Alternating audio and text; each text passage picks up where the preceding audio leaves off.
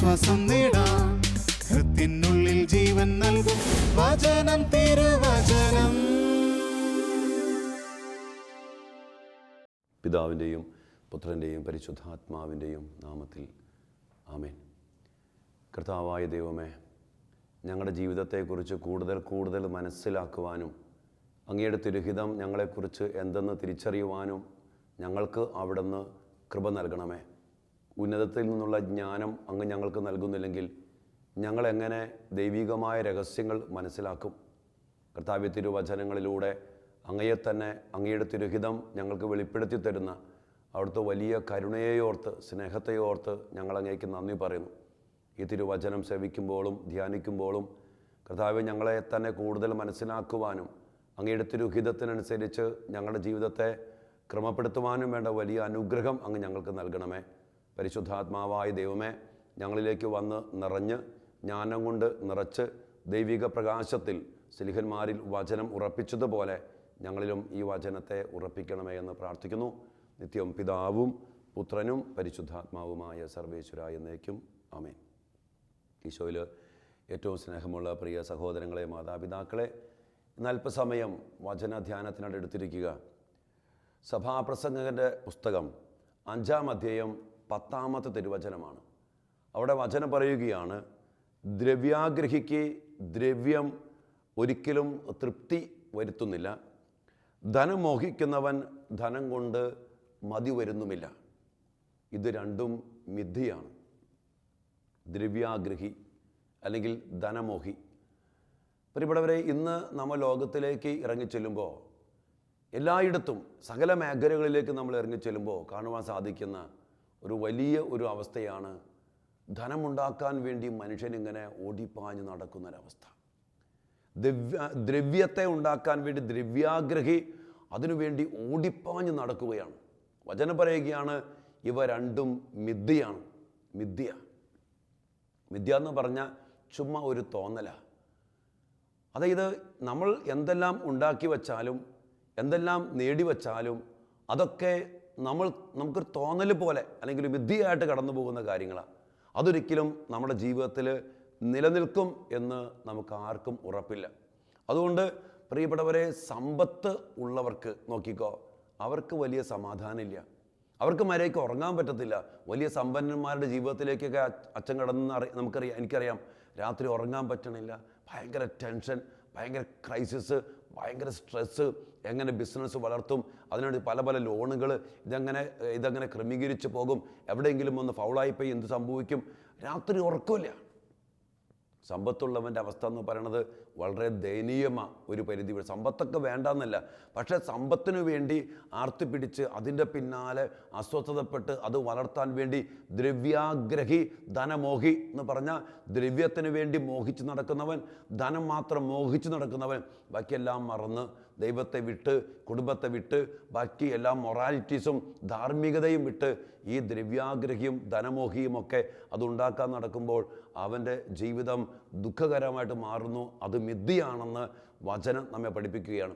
എന്നാലൊരു ഭിക്ഷക്കാരൻ നോക്കിക്കേ, അവൻ ഏത് വഴിയിലും കിടന്ന് സുഖമായിട്ട് കിടന്നുറങ്ങും. അവന് ആകുലതയില്ല, അസ്വസ്ഥതയില്ല. ഇവിടെയാണെങ്കിൽ ധനാഢ്യനെവിടെയാ, അടിപൊളി AC റൂം, അടിപൊളി ബെഡ്, പല ആക്ഷനുള്ള ബെഡ്, എല്ലാ സുഖ സൗകര്യങ്ങളും ഉണ്ട് അവന്. പക്ഷേ അവന് ഉറക്കമില്ലാത്തൊരവസ്ഥ. അതുകൊണ്ടാണ് പറയുന്നത് ഇതൊക്കെ വെറും മിഥ്യയാണെന്ന്. അതുകൊണ്ട് കർത്താവിൻ്റെ വചനം പറയുകയാണ്, വിശുദ്ധ മത്തായിയുടെ സുവിശേഷം 6-ാം അധ്യായം 19 മുതൽ 21 വരെ തിരുവചനങ്ങളിൽ പറയുകയാണ്, സ്വർഗത്തിൽ നിങ്ങളുടെ നിക്ഷേപങ്ങൾ കരുതി വയ്ക്കുക. സ്വർഗത്തിൽ നിക്ഷേപം കരുതി വയ്ക്കുക. ഈ ഭൂമിയിൽ നിങ്ങൾ നിക്ഷേപം കരുതി വയ്ക്കരുത് എന്ന കർത്താവ് പറഞ്ഞാണ്. കാരണം പറയുന്നുണ്ട്, അത് കീടങ്ങൾ നശിപ്പിച്ച് കളയും, കള്ളന്മാർ അത് അപഹരിച്ചെടുത്ത് കൊണ്ടുപോകും. കീടങ്ങൾ നശിപ്പിക്കും. ഈ ഭൂമിയിൽ നിങ്ങൾ നിക്ഷേപം കരുതി വച്ചാൽ അത് കീടങ്ങൾ നശിപ്പിച്ച് കളയും, കള്ളന്മാർ അത് അപഹരിച്ച് കളയും. എന്നാൽ സ്വർഗത്തിൽ നിക്ഷേപം കരുതി വച്ചാൽ അവിടെ ഒരിക്കലും ഒരു കീടങ്ങളും കയറില്ല, ഒരു കള്ളനും അപഹരിച്ചു കൊണ്ടുപോകാൻ പറ്റത്തില്ല. പ്രിയപ്പെട്ടവരെ, നമ്മുടെ ജീവിതത്തിൻ്റെ ലക്ഷ്യം എന്തെന്ന് ചോദിച്ചാൽ ഈ ലോകത്തിലെ നൈമിഷിക ജീവിതം അല്ല. ഇന്ന് പല മക്കളും മറന്നു പോകുന്ന ഒരു യാഥാർത്ഥ്യമാണ് ഈ ഒരു സത്യം മനസ്സിലാക്കൽ. ഇന്ന് പലരുടെയും വിചാരം ഈ ലോകത്തിൽ സമ്പാദിക്കുക, ഈ ലോകത്തിൽ ഉണ്ടാക്കി വയ്ക്കുക. പലപ്പോഴും കഴിഞ്ഞ ദിവസം എനിക്ക് വന്നൊരു ചിന്തയാണ്, ധ്യാനിച്ചൊരു ചിന്തയാണ്. അതായത് ഇന്ന് മരിക്കാൻ പോകുന്ന സമയത്ത് മക്കൾക്ക് വേണ്ടി എന്തുണ്ടാക്കി, മോളുടെ കല്യാണം നടന്നോ, അല്ലെങ്കിൽ കാര്യങ്ങളൊക്കെ നടന്നോ, ഭയങ്കര ആകുലതയാണ് സമ്പത്തിനെക്കുറിച്ച്, സൗകര്യങ്ങളെക്കുറിച്ചൊക്കെ.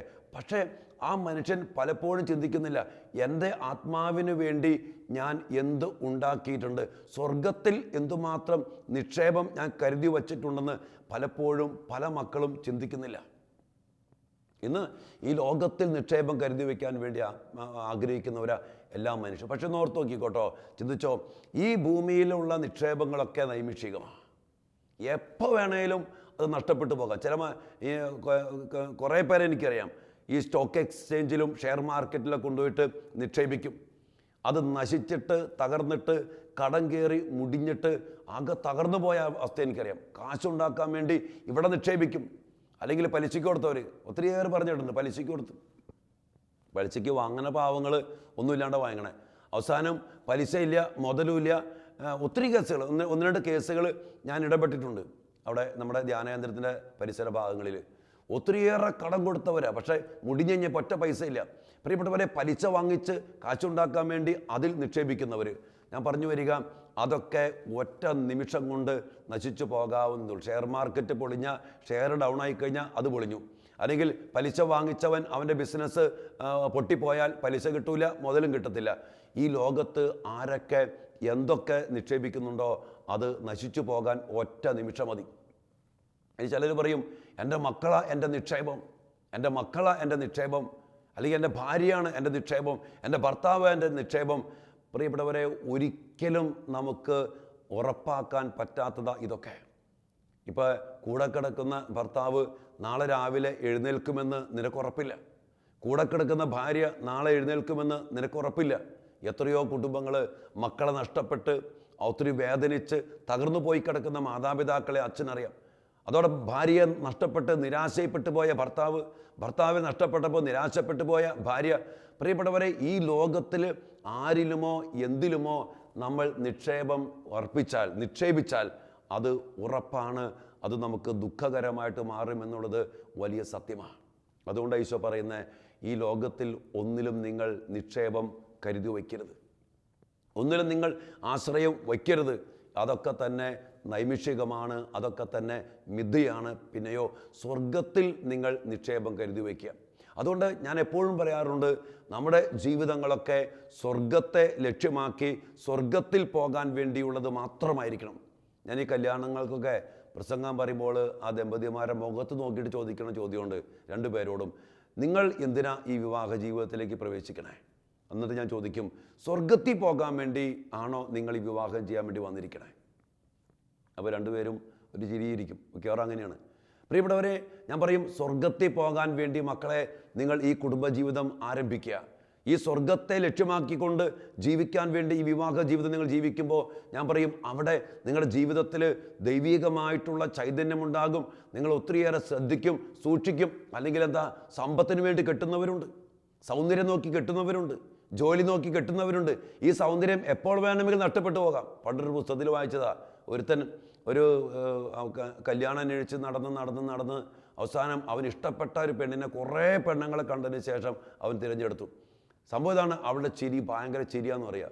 ആ ചിരിക്ക് അടിമപ്പെട്ട് അവൻ ഈ പെണ്ണിനെ കെട്ടി. അവളുടെ പല്ലും ചിരിയൊക്കെ നല്ല സൂപ്പറാണ്. ആ ആദ്യ നാളുകളിൽ അവരിങ്ങനെ വണ്ടിയിൽ പോകുന്ന സമയത്ത് ഈ പെൺകുട്ടി ഇവൻ്റെ ബൈക്ക് കട്ടറി ചാടി മുഖം കുത്തി താഴെ വീണു, പല്ലൊക്കെ മാറ്റി വയ്ക്കേണ്ടി വന്നു. അവസാനം ചിരിയില്ലാത്ത പെൺകുട്ടിയെ ഇവന് സ്നേഹിക്കാൻ പറ്റണില്ല. സൗന്ദര്യം കണ്ട് അതിൽ പെട്ടുപോകുന്നു. ഇനി സമ്പത്ത് നോക്കിയിട്ട്, സമ്പത്തൊക്കെ ഒരു നിമിഷം കൊണ്ട് പോകാവുന്നതുള്ളൂ. പക്ഷെ സ്വർഗത്തെ നോക്കിയിട്ട് കെട്ടിയാലോ ആ ജീവിതം എന്നും നിലനിൽക്കും. ആ സ്വർഗത്തെ നോക്കിക്കൊണ്ട് ജീവിക്കുമ്പോൾ ആ ജീവിതത്തിൽ എന്തു വന്നാലും, അവിടെ സഹനം വന്നാലും, ക്ലേശം വന്നാലും, ദുഃഖം വന്നാലും, ദുരിതം വന്നാലും, ഏത് പ്രതിസന്ധികൾ വന്നാലും അവിടെ ആരും നിരാശപ്പെടില്ല, തകർന്നു പോകത്തില്ല. അവൻ ദൈവത്തോട് ചേർന്ന് നിൽക്കും, ദൈവത്തിൽ ആശ്രയിക്കും, ഒരുമിച്ച് നിന്ന് പ്രാർത്ഥിക്കും. ആ ജീവിതം അനുഗ്രഹിക്കപ്പെടും. അതുകൊണ്ട് തന്നെ അച്ഛൻ പറയുക, ഓരോ പ്രവൃത്തിയും നിങ്ങൾ പഠിക്കുമ്പോൾ, ജോലി ചെയ്യുമ്പോൾ, ബിസിനസ് നടത്തുമ്പോൾ, വിവാഹം ചെയ്യുമ്പോൾ, ഞാൻ പൗരോഹിത്യം ജീവിക്കുമ്പോൾ, സമർപ്പണ ജീവിതം ജീവിക്കുമ്പോൾ, ഏത് പ്രവൃത്തി ചെയ്യുമ്പോഴും സ്വർഗത്തെ ലക്ഷ്യമാക്കിക്കൊണ്ട് ജീവിക്കുക. അതുകൊണ്ടാണ് പ്രഭാഷണ പുസ്തകത്തിൽ 7-ാം അധ്യായം 36-ാം തിരുവചനത്തിൽ പറയുന്നുണ്ട്, മനുഷ്യ, നീ ഓരോ പ്രവൃത്തി ചെയ്യുമ്പോഴും നിൻ്റെ അന്ത്യത്തെക്കുറിച്ച് ഓർക്കണം, അപ്പോൾ നീ പാപം ചെയ്യില്ല. സ്വർഗത്തെ ഓർത്ത് അന്ത്യത്തെ ഓർത്ത് ജീവിക്കണം. നമുക്കൊരു മരണമുണ്ട്, അതിനുശേഷം നമുക്ക് വിധിയുണ്ട്, അതിനുശേഷം നമുക്ക് സ്വർഗം അല്ലെങ്കിൽ നരകമുണ്ട്. ഈ ചിന്തകളൊക്കെ ഇട്ടുകൊണ്ട് അന്ത്യത്തെക്കുറിച്ച് ഓർത്ത് അത് നമുക്ക് സ്വർഗത്തിൽ തന്നെ പോകണം എന്നുള്ള നിർബന്ധ ബുദ്ധിയെ നമ്മൾ ഈ ലോകത്തിൽ ജീവിക്കുമ്പോൾ, പ്രിയപ്പെട്ടവരെ, നമ്മുടെ ജീവിതത്തിനൊരു പ്രത്യേകതയുണ്ട്, ആ കുടുംബത്തിനൊരു പ്രത്യേകതയുണ്ട്. പക്ഷേ ഇന്ന് മനുഷ്യൻ ഈ സ്വർഗത്തിലൊന്നുമല്ല നിക്ഷേപം, സ്വർഗത്തിൽ പോണ ചിന്തയേ ഇന്നില്ല. ഇന്ന് ഞാൻ ഓർക്കാറുണ്ട്, ചില പിള്ളേരുടെയൊക്കെ അടിപൊളി ജീവിതം കാണുമ്പോൾ, അവരുടെ സ്റ്റൈല് കാണുമ്പോൾ, അവരുടെ അനുസരണക്കേട് കാണിക്കുമ്പോൾ, പള്ളിയിൽ നിന്നിട്ടൊക്കെ അശ്രദ്ധമായിട്ട് കാണിക്കുമ്പോൾ, പള്ളിയിൽ വരുമ്പോഴും ഒരു താല്പര്യമില്ലാണ്ട് അവർ കടന്നു വരുമ്പോൾ, പള്ളി പോകാനോ താല്പര്യമില്ലാത്ത അവസ്ഥ വരുമ്പോൾ ഞാൻ ഓർക്കാറുണ്ട്, ഈ മക്കൾ എന്ത് ചിന്തയിലാണ് ജീവിക്കണേ?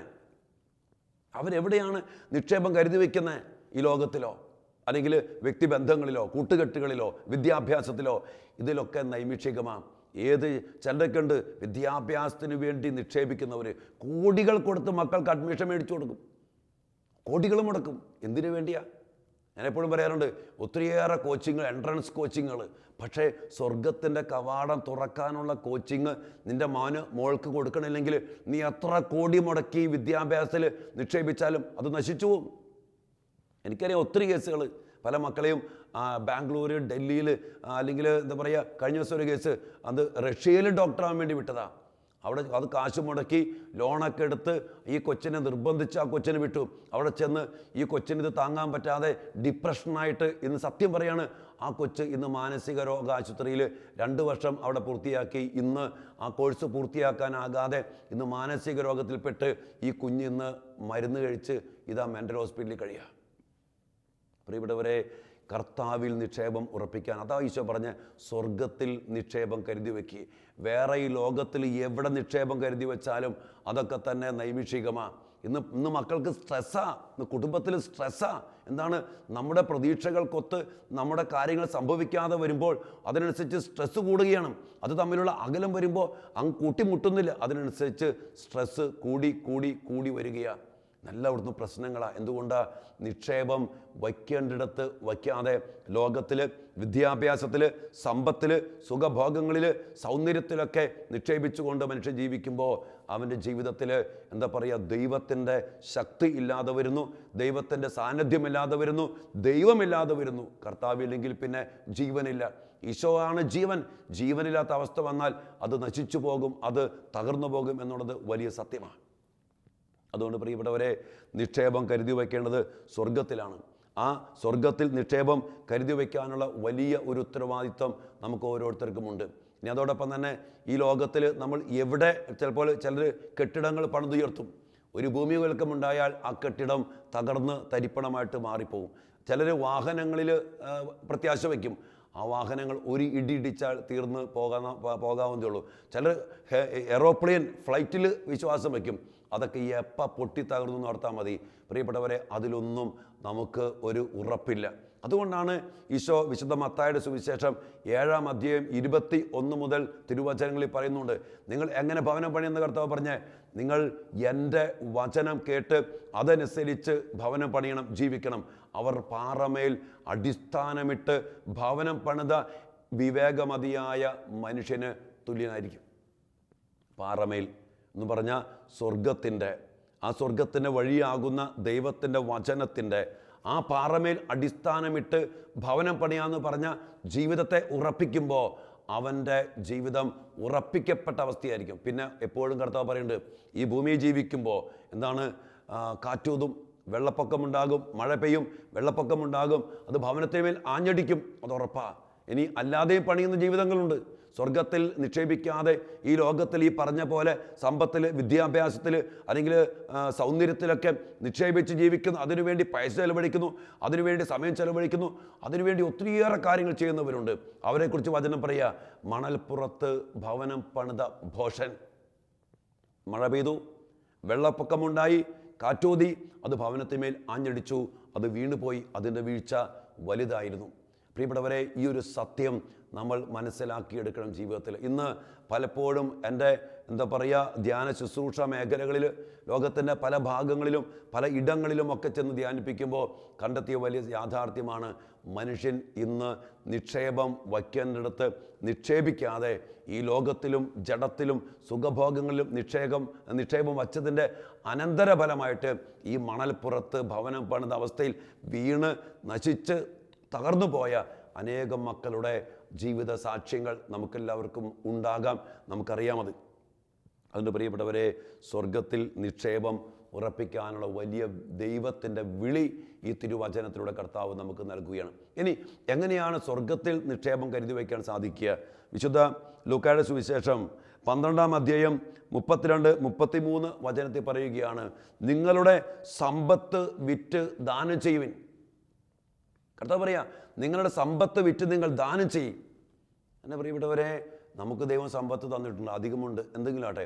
ഇത് നമ്മൾ വിറ്റ് ദാനം ചെയ്യാനാണ് കർത്താവ് പറയുക. അപ്പോൾ നിങ്ങൾക്ക് സ്വർഗത്തിൽ നിക്ഷേപം ഉണ്ടാകും. കർത്താവ് പറയുക, സമ്പത്ത് വിറ്റ് ദാനം ചെയ്യുക. നമ്മുടെ കഴിവ് സമ്പത്താ, നമ്മുടെ ആരോഗ്യം സമ്പത്താ, നമ്മുടെ സമയം സമ്പത്താ, നമ്മുടെ പൈസ സമ്പത്താ. ഇത് നമ്മൾ മറ്റുള്ളവർക്ക് വേണ്ടി വ്യയം ചെയ്യുമ്പോൾ, അവർക്ക് വേണ്ടി ഉപയോഗിക്കുമ്പോൾ, അവർക്ക് വേണ്ടി നൽകുമ്പോൾ കർത്താവ് പറയുക, സ്വർഗത്തിൽ നിങ്ങൾ നിക്ഷേപം കൂട്ടുകയാണ്. വീണ്ടും വിശുദ്ധ ലൂക്കായുടെ സുവിശേഷം 18-ാം അധ്യായം 18-ാം തിരുവചനം, അവിടെ കർത്താവ് പറയുന്ന ഒരു വലിയ കാര്യമാണ്. ആ ധനികനായ യുവാവിനോട് പറയുക, നീ പോയി നിനക്കുള്ളതെല്ലാം വിറ്റ് ദരിദ്രർക്ക് കൊടുക്കുക, എന്നിട്ട് വന്ന് എന്നെ അനുഗമിക്കുക. എന്താണ് അവൻ ചോദിച്ചത്? കർത്താവേ, സ്വർഗരാജ്യം അവകാശമാക്കാൻ ഞാൻ എന്താണ് ചെയ്യേണ്ടത്? എന്ത് നന്മയാണ് ചെയ്യേണ്ടത്? അപ്പോൾ കർത്താവ് പറഞ്ഞു, പ്രമാണങ്ങൾക്ക് അനുസരിക്കുക. അപ്പോൾ അവൻ പറഞ്ഞു, കർത്താവേ, ചെറുപ്പം മുതലേ ഞാനിതൊക്കെ കൃത്യമായിട്ട് അനുസരിക്കുന്നവനാ. ഈശോ അവൻ്റെ മുഖത്തേക്ക് നോക്കിയിട്ട് പറഞ്ഞു, നിനക്കൊരു കുറവുണ്ട്. എന്താണ്? നീ സമ്പത്തുള്ളവനാ. ഒത്തിരിയേറെ സമ്പത്തിൽപ്പെട്ട് ഈ നിൻ്റെ ധനം, നിൻ്റെ നിക്ഷേപം സമ്പത്തിൽ നിക്ഷേപിച്ച് സമ്പത്തേ ശരണം, സമ്പത്തേ ദൈവമെന്ന് പറഞ്ഞ് ജീവിക്കുന്നവനാ നീ. ആ കർത്താവിൻ്റെ മുഖത്ത് നോക്കിയപ്പോൾ കണ്ടു. അവൻ പറഞ്ഞു, ദൈവമായ കർത്താവ് അവനോട് പറഞ്ഞു, നീ പോയിട്ട് അത് വിൽക്കണം, ആ നിക്ഷേപം നീ കംപ്ലീറ്റ് എടുത്ത് കളയണം, എന്നിട്ട് പാവപ്പെട്ടവർക്ക് കൊടുക്കുക, എന്നിട്ട് നീ വന്ന് എന്നെ അനുഗമിക്കുക. ഒന്നുമില്ലാത്ത എൻ്റെ ജീവിതത്തിൽ ഈ ലോകത്തിൽ ഒന്നും നിക്ഷേപിക്കാത്തവനാ ക്രിസ്തു. ഈ ലോകത്തിൻ്റെ സമ്പത്തിൽ ക്രിസ്തു നിക്ഷേപിച്ചില്ല, ഈ ലോകത്തിൻ്റെ വ്യക്തിബന്ധത്തിൽ ക്രിസ്തു നിക്ഷേപിച്ചില്ല, ഈ ലോകത്തിൻ്റെ ഒന്നിലും നിക്ഷേപിച്ചില്ല. സ്വർഗസ്ഥനായ പിതാവിൻ്റെ ഇഷ്ടം നിറവേറ്റാൻ വേണ്ടി വന്ന യേശു ക്രിസ്തു അവനോട് പറഞ്ഞു, നീ എന്നെ വന്ന് അനുഗമിക്കുക. ഈ ലോകത്തിൻ്റെ ഒരു കാര്യവും നിനക്ക് കിട്ടത്തില്ല, പക്ഷേ സ്വർഗം കിട്ടും. എൻ്റെ പ്രിയപ്പെട്ടവരെ, മറ്റുള്ളവർക്ക് വേണ്ടി നാം കൊടുക്കുമ്പോൾ അത് നമ്മുടെ ജീവിതത്തിൽ സ്വർഗത്തിൽ നിക്ഷേപം കരുതി വയ്ക്കുന്ന വലിയ അനുഭവത്തിലേക്ക് കർത്താവ് നമ്മെ നയിക്കുകയാണ്.